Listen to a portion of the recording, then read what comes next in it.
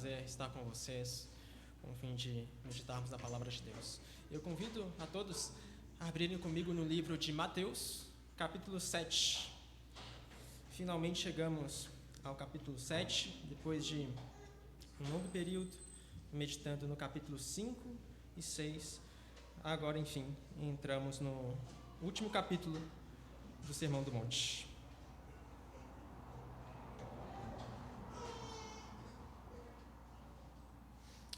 Mateus capítulo 7, nós vamos fazer a leitura do versículo 1 ao 6.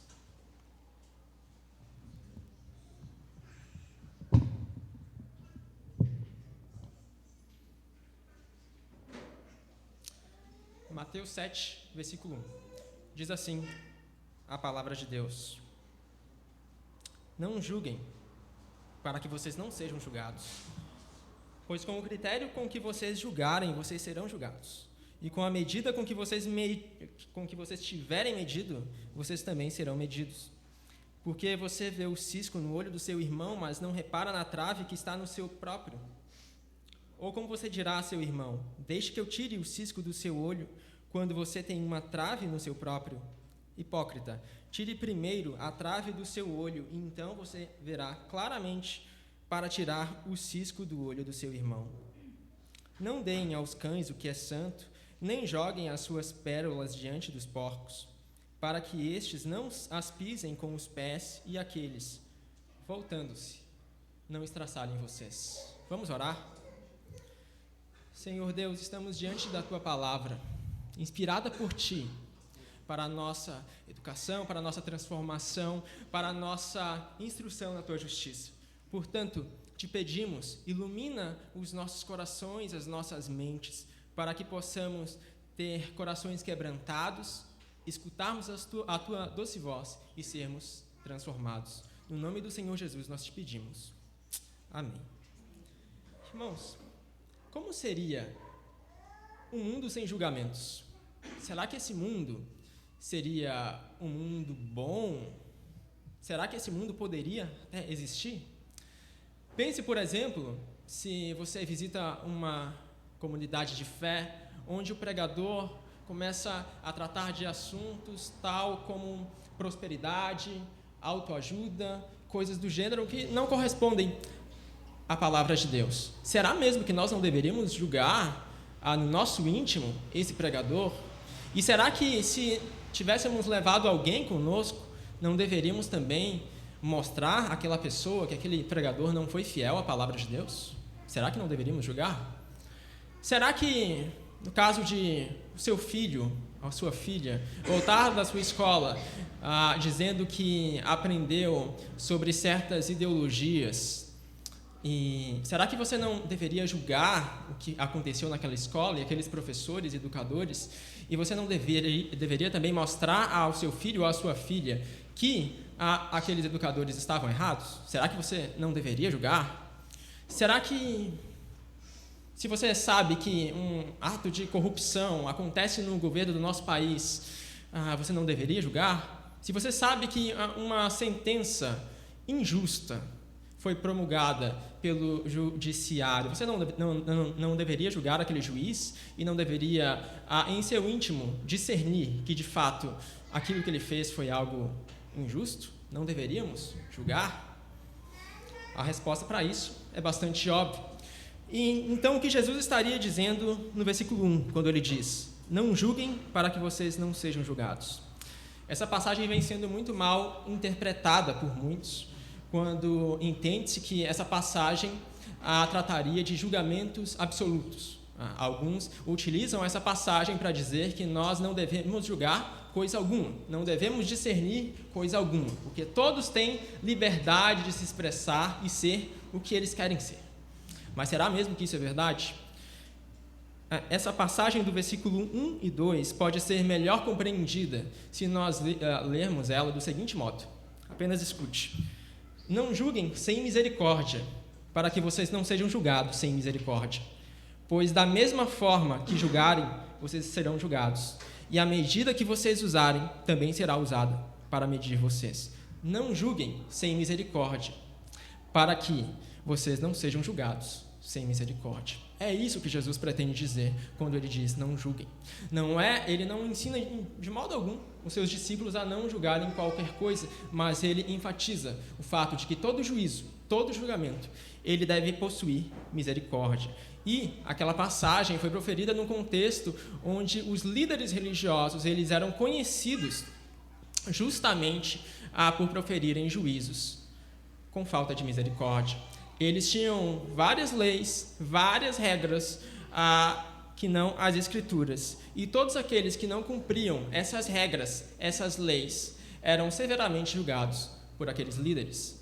Aqueles líderes, muitas vezes os fariseus, os saduceus, eles apontavam o dedo e mostravam aquelas pessoas que não seguiam tais regras, que sim, eles eram culpados. Então, os julgavam severamente por não cumprir com as leis que eles mesmos instituíam. Então, essa passagem é proferida num contexto onde existe muita falta de misericórdia nos julgamentos. E esse é o ponto que Jesus quer apontar aqui. O juízo ele deve ser feito com toda misericórdia, pois um julgamento apropriado é cheio de misericórdia. Sempre que julgamos, corremos o risco de utilizarmos medidas erradas em nossos julgamentos. E é justamente isso que Jesus enfatiza no versículo 2, quando ele diz que a medida com que vocês tiverem medido, vocês também serão medidos. Todo juízo, todo julgamento, ele deve ser feito com a medida correta. E nós temos a tendência em nossos julgamentos em ou utilizarmos uma medida elevada demais ou utilizarmos uma medida baixa demais. Ambas as medidas, uma medida elevada demais e uma medida baixa demais, são medidas utilizadas para julgamentos equivocados. Em Números 12, você não precisa abrir, Miriam e Arão, eles acusam Moisés.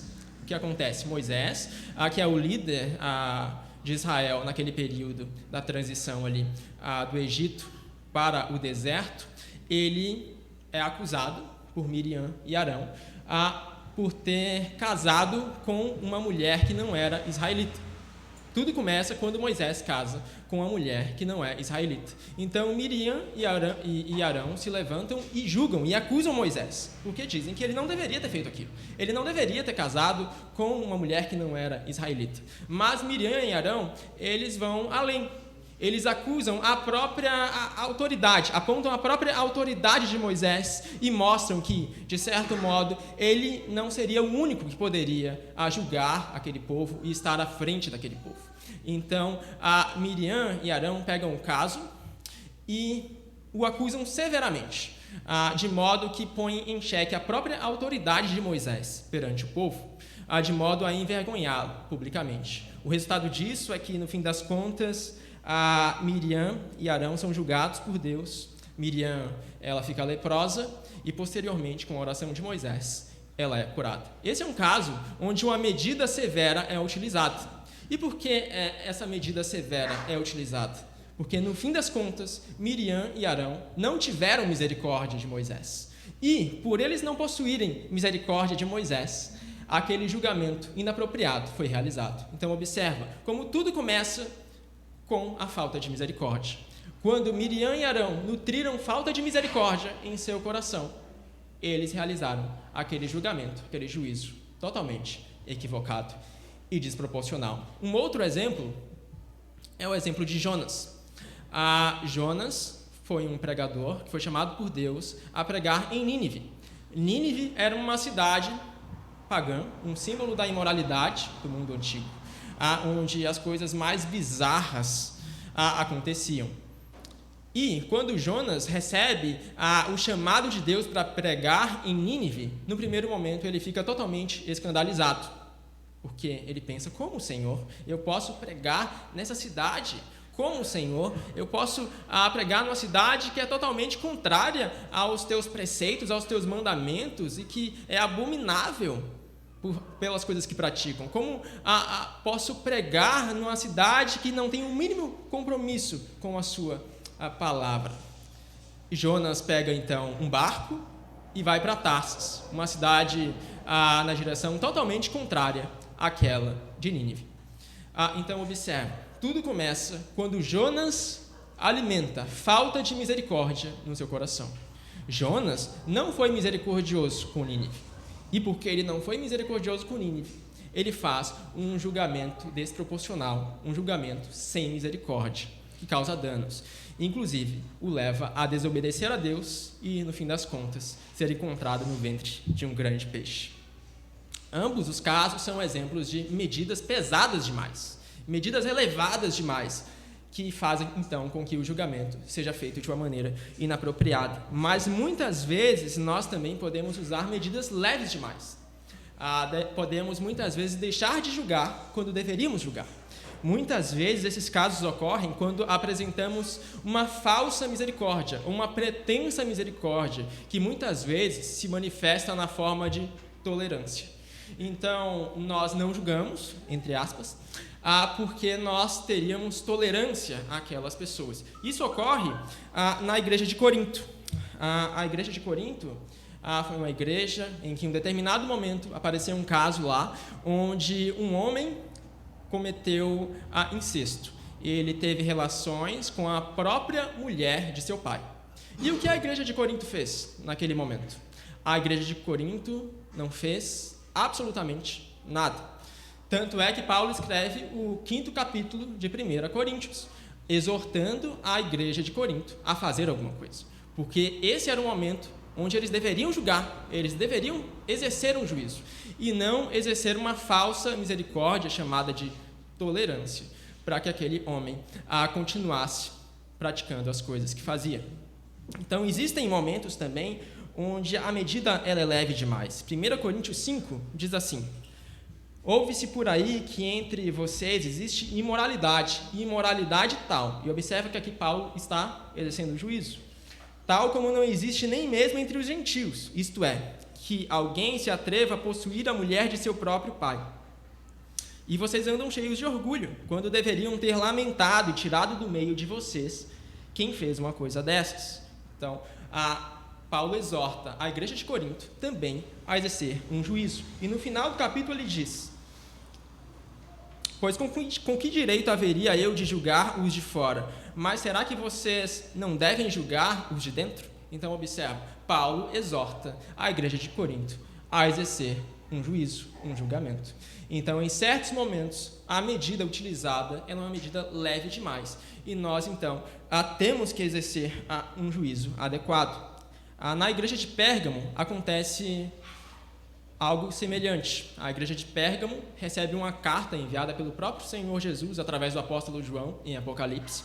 E a igreja de Pérgamo, ela também é acusada de sustentar a doutrina de Balaão, de ser condescendente. Haviam pessoas ali na igreja de Pérgamo que sustentavam a doutrina de Balaão, que eram condescendentes com aquela doutrina, e então Jesus exorta aquela igreja a julgarem esses casos, a não simplesmente negligenciarem e deixar as escondidas, mas trazerem o caso à tona e julgarem. E ele escreve: tenho, porém, contra vocês algumas coisas, escrevendo a Pérgamo. Estão aí em seu meio os que sustentam a doutrina de Balaão, o qual ensinava Balaque a armar ciladas diante dos filhos de Israel, para que comessem coisas sacrificadas aos ídolos e praticassem a prostituição. Além disso, estão também aí em seu meio os que seguem a doutrina dos nicolaítas. Portanto, arrependa-se, senão irei até aí sem demora e lutarei contra eles com a espada da minha boca. Nos dois casos, na igreja de Corinto e na igreja de Pérgamo, uma medida leve foi utilizada. Então, veja que nós temos dois problemas aqui: utilizarmos uma medida pesada demais ou utilizarmos uma medida leve demais. Nós temos que buscar, em nossos juízos, um equilíbrio. E em Jesus Cristo, nós vemos a medida perfeita, o julgamento perfeito. Abre comigo, se você puder, em Mateus 9. Se você estiver em Mateus 7, é só virar uma página. Mateus 9, versículo 9. Nessa passagem, nós vemos o Senhor Jesus utilizando a medida perfeita de julgamento. Uma medida que não é leve, mas uma medida que também não é pesada, exercendo assim um perfeito juízo, caracterizado pela misericórdia. Mateus 9, versículo 9. Diz assim a palavra de Deus: quando Jesus saiu dali, viu um homem chamado Mateus sentado na coletoria, e lhe disse: siga-me. Ele se levantou e o seguiu. Estando Jesus à mesa na casa de Mateus, muitos publicanos e pecadores vieram e tomaram lugares com Jesus e seus discípulos. Vendo isto, os fariseus perguntavam aos discípulos de Jesus: por que o mestre de vocês come com os publicanos e os pecadores? Mas Jesus, ouvindo, disse: os sãos não precisam de médico, e sim os doentes. Vão e aprendam o que significa: quero misericórdia e não sacrifício, pois não vim chamar justos, e sim pecadores. Até aí. Observa que Jesus julga Mateus. Essa é uma passagem que mostra-nos o chamado de Mateus, o apóstolo Mateus. Ele era um cobrador de impostos, e cobradores de impostos naquela época eram muito mal vistos em Israel, porque eles basicamente serviam o Império Romano, que era aquele império que estava subjugando o povo de Israel. E servindo o Império Romano, eles cobravam, muitas vezes, impostos excessivos ao povo, para que uma parte fosse legada ao Império Romano e outra parte, aquela parte em excesso, ficasse com eles. Então, os cobradores de impostos, eles eram conhecidos como ladrões. Eles eram conhecidos como pessoas que traíam o seu povo e roubavam o seu próprio povo. Então, eram pessoas da pior estirpe na época, e muito mal vistos perante todo o povo. E Jesus chama um cobrador de impostos. Jesus chama Mateus, como nós acabamos de ler. E os fariseus, em certo momento, veem Jesus assentado à mesa com um cobrador de impostos e com outros pecadores também. E os fariseus se assustam. Observa, Jesus, ele realiza um juízo sobre Mateus, até porque ele diz que os sãos não precisam de médico, mas sim os doentes. Então a gente compreende que Jesus entendeu que Mateus, ele era doente. Mateus, ele não era justo. Tanto é que Jesus diz no final: pois não vim chamar justos, e sim pecadores. Jesus compreende que Mateus, ele era um pecador. Ele era uma pessoa totalmente necessitada do próprio Deus. Então, Jesus, ele exerce um julgamento sobre Mateus. Mas esse julgamento é cheio de misericórdia. Tanto é que Jesus, sabendo quão pecador Mateus era, sabendo que Mateus era um publicano, um cobrador de impostos, mesmo assim, resolve chamar esse homem, que era um pecador, à sua mesa e ensinar-lhe, de modo que a sua palavra afete o seu coração e o transforme por completo. Então, observa, essa é a medida perfeita. Ele exerce um julgamento, reconhecendo que Mateus é pecador, mas ao mesmo tempo, esse julgamento é cheio de misericórdia. Ele chama Mateus para que se arrependa e se converta dos seus caminhos. Esse é a mesma maneira com que Jesus trata conosco hoje. Nós também temos corações assim. Nós também somos pecadores, assim como Mateus era. Nós também somos necessitados, assim como Mateus era. Nós também somos pessoas totalmente necessitadas de Deus. Nós, por nossas próprias forças, não conseguimos chegar a Deus. Mas, sabendo quem nós somos, julgando os nossos corações, discernindo quem nós somos, Jesus nos chama à sua mesa, para que nós possamos ouvir a sua palavra e sermos transformados. E a pergunta que fica é: se Jesus, ele é tão misericordioso conosco, tão gracioso conosco, por que ainda nós julgamos sem misericórdia o nosso próximo? Então, primeiro ponto: um julgamento sem misericórdia é um julgamento inapropriado. Indo além, se nós compreendemos o que Miriam e Arão fizeram, retornando a Números 12, nós vemos que o que Miriam e Arão fazem é muito mais do que um julgamento, porque Moisés simplesmente tinha tomado uma mulher que não era israelita. Eu queria que você abrisse comigo em Números 12, se possível. Números capítulo 12, fica no início da sua Bíblia. O quarto livro, Gênesis, Êxodo, Levítico, Números. Números capítulo 12, nos 2 primeiros versículos, nos dá uma descrição muito interessante, porque Miriam e Arão, eles tomam um caso e julgam, a partir desse caso, Moisés de um modo extremamente severo. Números 12, versículo 1, diz assim: Miriam e Arão falaram contra Moisés por causa da mulher cuxita que este havia tomado, pois ele tinha tomado uma mulher cuxita. Então, tudo começou quando Moisés tomou uma mulher que não era israelita. Versículo 2: E disseram: será que o Senhor falou somente por meio de Moisés? Será que não falou também por meio de nós? Não é estranho o que acontece aqui? Porque o que Miriam e Arão deveriam fazer é simplesmente repreender Moisés pelo ato que aconteceu, né? Por ter se casado com uma mulher não israelita. Mas Miriam e Arão vão muito além e criticam a própria autoridade de Moisés, questionando se não deveriam haver talvez outros líderes ali também, que não Moisés. Então observem que Miriam e Arão dão um passo muito grande. Isso demonstra que tudo começa a partir da visão elevada que Miriam e Arão tinham a respeito de si mesmos. Miriam e Arão tinham uma visão alta de si. Eles acreditavam, e a gente entende isso nas entrelinhas do texto, eles acreditavam que podiam, de alguma maneira, substituir Moisés. Eles pensavam: Moisés foi chamado por Deus a escrever, a ver a redação das 2 tábuas da lei, então por que nós também não podemos? Moisés vê a Deus face a face, então por que nós também não podemos? O que Moisés tem que nós não temos? Nós, então, somos inferiores a Moisés? Era isso que estava na mente de Miriam e Arão. Então, observa como tudo começa a partir de uma visão elevada que Moisés, ou melhor, que Miriam e Arão nutriam a respeito de si mesmo. Quando eles alimentam essa visão elevada a respeito de quem eles eram, então eles exercem um julgamento sem misericórdia. Com Jonas também foi assim.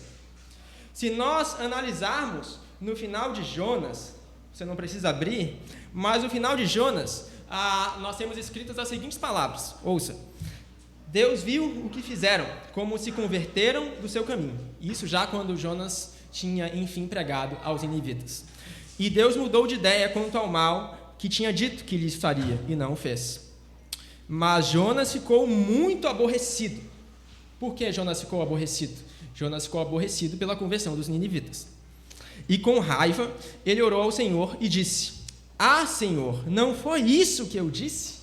Não foi isso que eu disse, estando ainda na minha terra? Por isso me adiantei, fugido para Tarsis, pois sabia que tu és Deus bondoso e compassivo, tardio em irar-se e grande em misericórdia, e que mudas de ideia quanto ao mal que anunciastes. Observa, Jonas fica profundamente irritado pela conversão dos ninivitas. Por que ele fica profundamente irritado?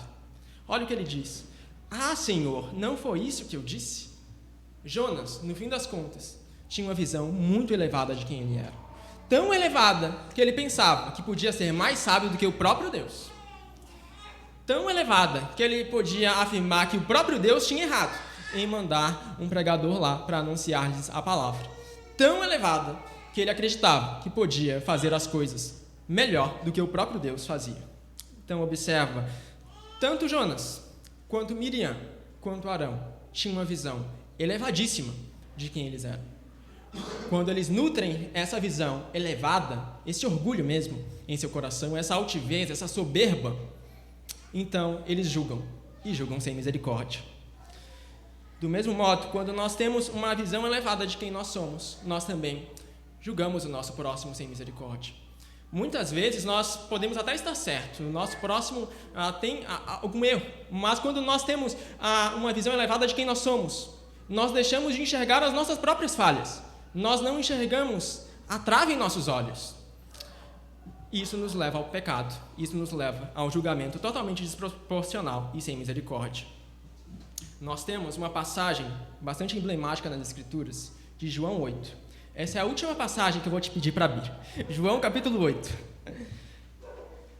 Nós vemos nessa passagem um caso também, onde nós vemos como a altivez ela é capaz de fazer com que nós possamos fazer julgamentos sem misericórdia. João capítulo 8. Vamos ler versículo 1 até o 11. João 8. Diz assim a palavra de Deus: Jesus, no entanto, foi para o Monte das Oliveiras. De madrugada, voltou novamente para o templo e todo o povo se reuniu em volta dele. E Jesus, assentado, os ensinava. Então, os escribas e fariseus trouxeram à presença dele uma mulher surpreendida em adultério. E, fazendo-a ficar em pé no meio de todos, disseram a Jesus: Mestre, essa mulher foi surpreendida em flagrante adultério. Na lei, Moisés nos ordenou que tais mulheres sejam apedrejadas. E o Senhor, o que tem a dizer? Eles diziam isso tentando para terem de que o acusar. Mas Jesus, inclinando-se, escrevia na terra com o dedo. Como eles insistiam na pergunta, Jesus se levantou e lhes disse: Quem de vocês estivesse em pecado, seja o primeiro a atirar uma pedra nela. E, inclinando-se novamente, continuou a escrever no chão.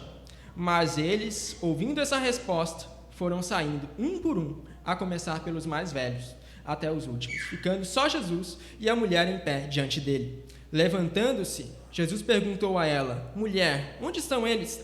Ninguém condenou você? Ela respondeu: Ninguém, Senhor. Então Jesus disse: Também eu não a condeno. Vá e não peques mais. Observa, tudo começa quando aqueles fariseus, eles nutrem uma visão elevada de quem eles eram. Eles pensam, se veem, melhor dizendo, como superiores àquela mulher que cometeu adultério. Então, eles simplesmente a julgam, sem a menor misericórdia. Mas, então, Jesus lhes lembra que eles também têm pecado. E quando eles veem que também possuem pecado, eles se sentem profundamente envergonhados. E, então, deixam aquele caso e não apedrejam a mulher. Tudo começa quando nós alimentamos julgamentos sem misericórdia, quando nós alimentamos altivez em nosso coração. Quando somos altivos, quando temos uma visão elevada de quem nós somos, então nós realizamos julgamentos sem misericórdias.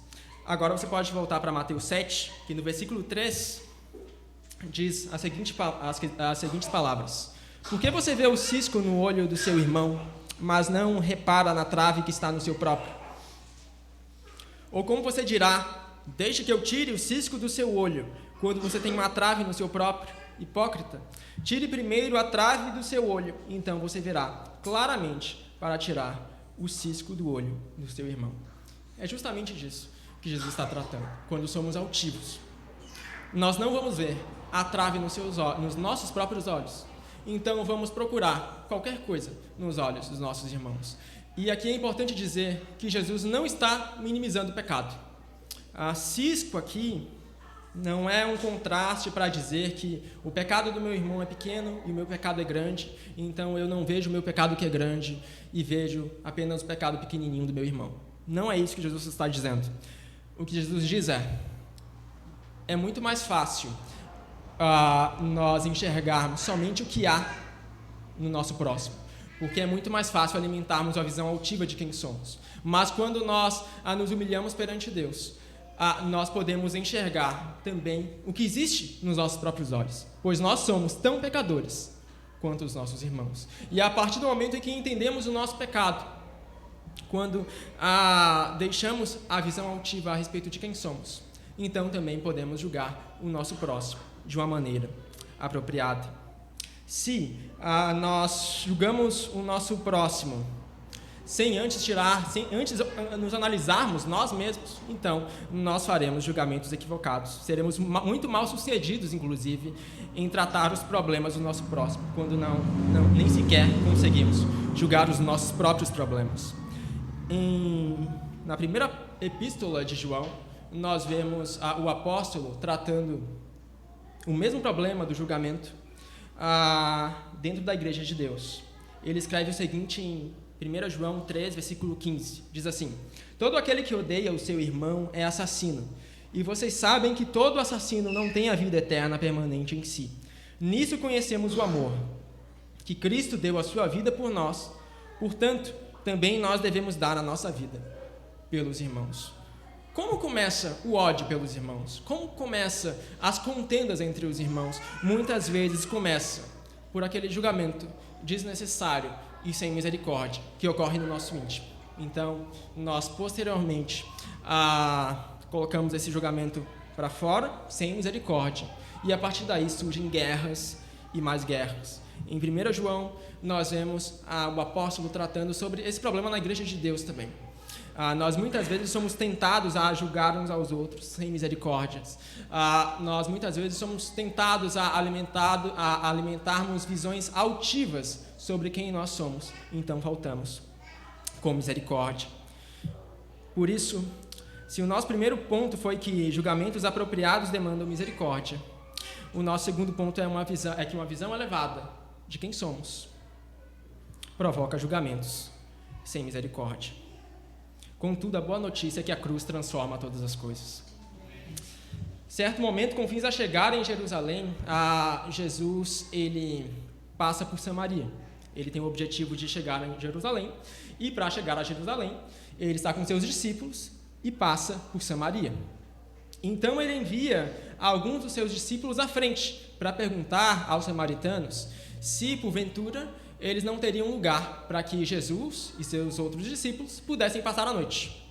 Então esses discípulos vão aos samaritanos, e os samaritanos, sabendo que Jesus e os seus discípulos estavam a caminho de Jerusalém, eles não recebem Jesus e não recebem também os seus discípulos. Eles não recebem Jesus para passar a noite, porque eles sabem que Jesus está indo para uma cidade que é rival, os samaritanos, Jerusalém. Então, a essa altura, Tiago e João voltam indignados e contam para Jesus tudo o que tinha acontecido. E eles dizem: Senhor, quer que mandemos descer fogo do céu para os consumir? Mas Jesus, voltando-se, os repreendeu. Observe, quando Tiago e João, eles veem que não são recebidos em Samaria, o primeiro instinto que eles têm é julgar os samaritanos sem misericórdia, de modo que eles perguntam a Jesus se Jesus não quer que eles mandem fogo do céu para os consumir.